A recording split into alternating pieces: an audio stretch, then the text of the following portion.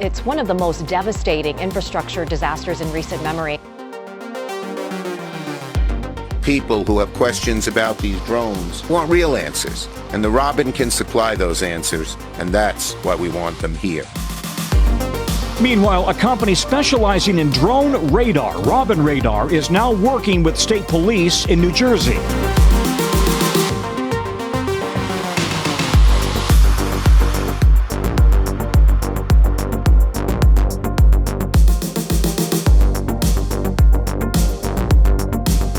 Welcome to Robin Radar USA Inc. office. Cheers to that. Welcome, Robin.